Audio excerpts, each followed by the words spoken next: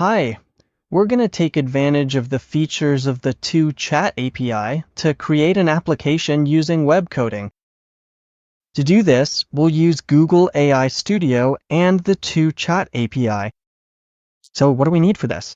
As we can see here in the toChat API, we have extensive documentation on its functions, which we can use from any application.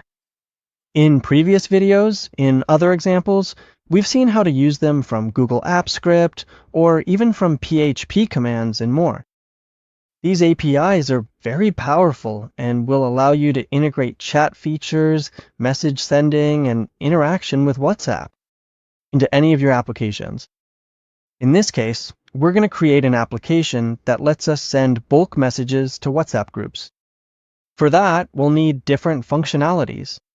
If we go over here, we'll see, for example, the WhatsApp options, and we have WhatsApp Web, for instance, and here we have WhatsApp Web. What's the first thing we're going to do? We're going to edit the function to list numbers. The function to list numbers allows us to... Your chat uses an API that lists the available numbers we have enabled for WhatsApp. After that, we'll have this call here. This is the example of the response.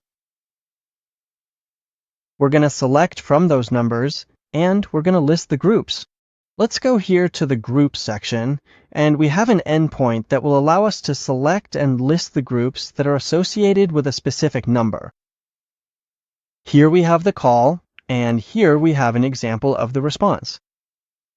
This is going to be very important now that we do the whole bytecoding example and the prompt. Once we have the list, we're going to send messages. We're going to set up message sending. In this specific scenario, we utilize this endpoint called send messages, but here, in this example, where we have a case with toNumber, the parameter that we are actually going to implement instead is toGroupUUID rather than the standard option. All right. Here, I already have the prompt pre-designed, and we're going to analyze it part by part.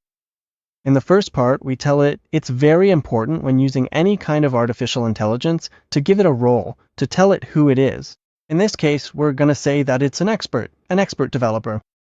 With knowledge of UX design, and that we need to create a focused application, sending messages, email, actually, they're not emails. So let's see here.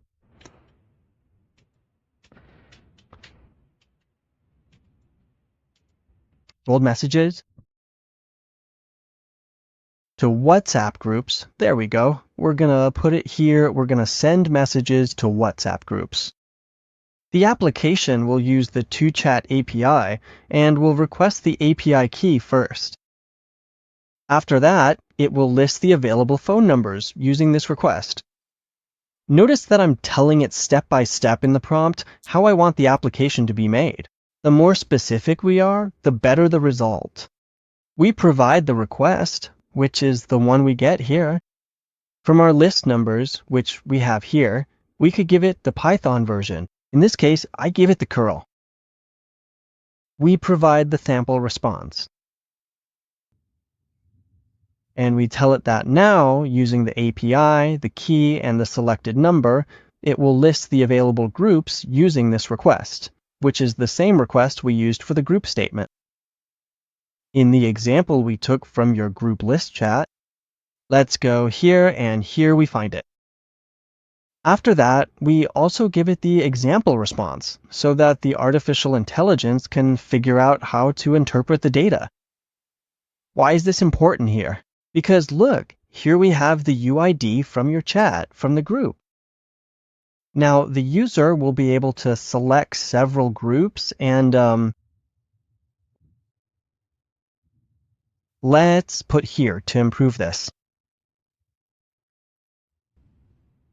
And we'll use this API to do a mass send using the API through the web API. Messaging request. In this case, we use curl here, which is what we have. And remember that since we're going to do messages, we're going to send messages that, as we need, will be sent to the group. We change this toNumber to the toGroupUID parameter, along with an example. It's very important to include the example so it has it.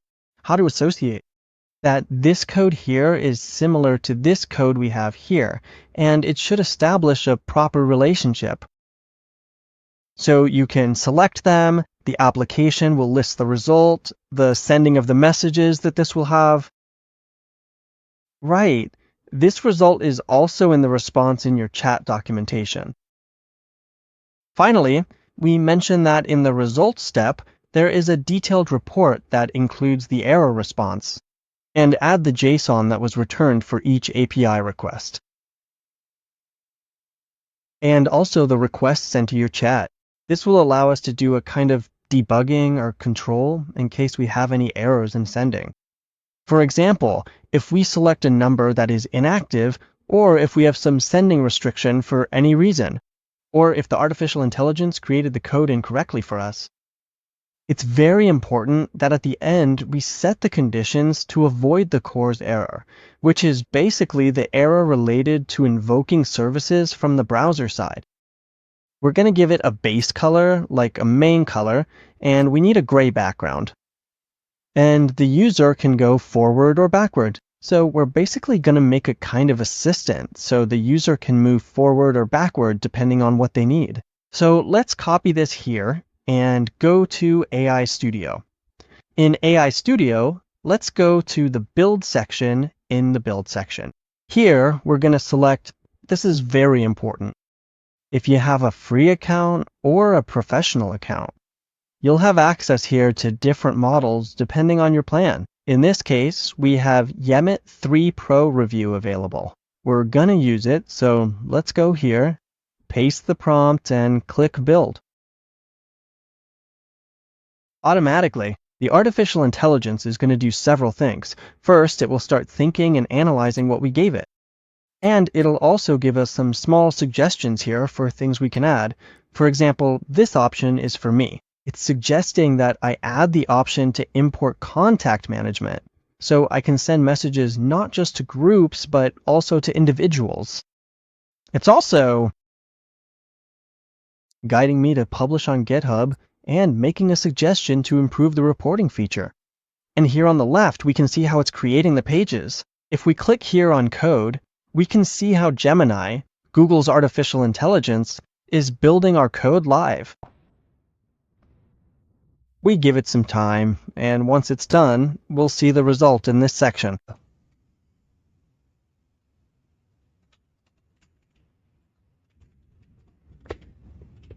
After just a few seconds, we can see our application here, just as we asked. The first thing it's going to do is ask us for the API key. It's very important to make it clear that besides here in the settings section, I can not only select the model, but also the set of instructions I'm going to use. In this case, it's set to React TypeScript, but I do this before starting the process. Let's run our test. We enter the API key. Notice that it uses a blue color. It gave us a title, and let's go to your chat. Let's get an API key. In this case, I already have one. Remember, you can create several API keys depending on your needs to keep them separated and segmented for security reasons. It's not a good idea to have all your connections using the same API key. So in this case, I created one called Preba Bitcoin, Test Bitcoin, and by clicking on it, there's nothing there. API, we give it a name and click Save. Now we can copy it without needing to view it. Let's copy it, go over here, and on the Google screen, let's verify and continue, just like that. Here it listed the numbers for me, so let's select the numbers we're going to use. In this case, we're going to use this number right away, just as we instructed. It showed us the list of groups I can work with. Let's use this group, for example, and let's use this group. Here, it tells me there are 122 groups. That's a test notes account. See, I can go back. Let's click Next and enter a test message here. Test. Here, just like the request we showed you, it has a URL option. Well, it let me add it. This is very useful in case we want to do a mass send or send important images or videos. Here, we're not going to upload videos. Instead, the video will be available at a public URL. We click send, we see the sending process, and it automatically shows that it's sent to both groups. And it gives me a summary. Here, we click on View JSON, and it automatically shows how it sent it and what it returned. When I already have the project here ready, I can even make corrections to it, and I can keep improving it here. Remember that I can tell it New Campaign. I can tell it, for example, here, that it put me in this Select All option.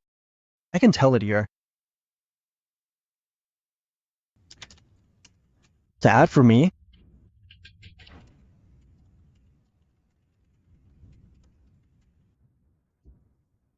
a search function.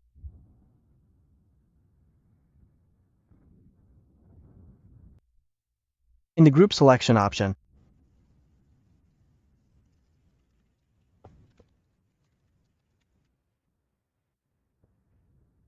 let's see here. Let's click here. It's very important to know if the number is active or not.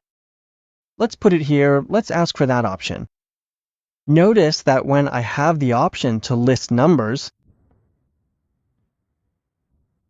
the number tells me if it's active or inactive. We see options for active or inactive.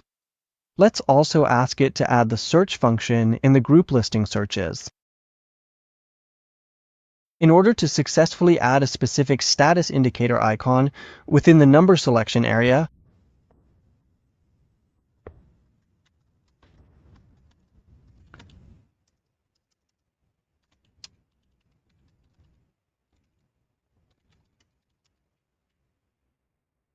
so we know a specific number,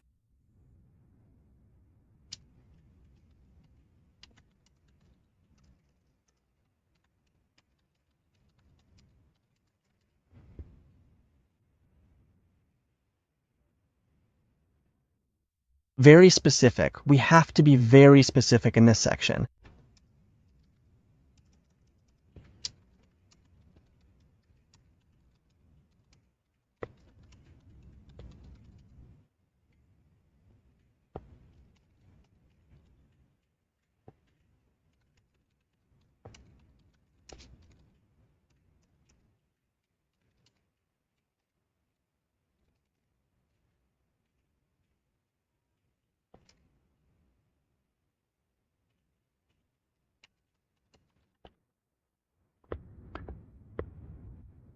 All right, we add this and click Send Promo. And then it'll begin the process of automatically analyzing the data and making all the necessary adjustments.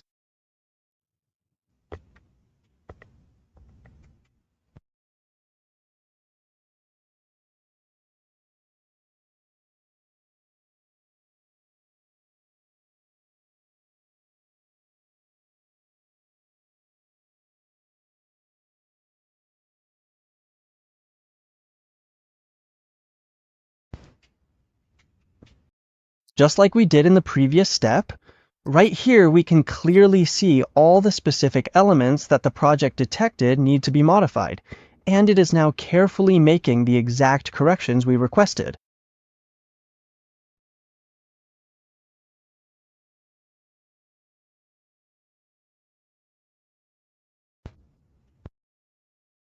And here we have our application again. Let's do the same thing. Let's go to our chat app.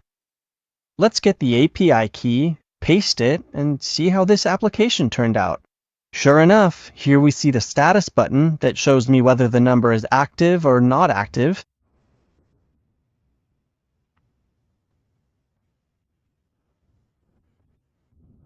We select the number. It added the search bar here for me. If I type test here, it finds it for me.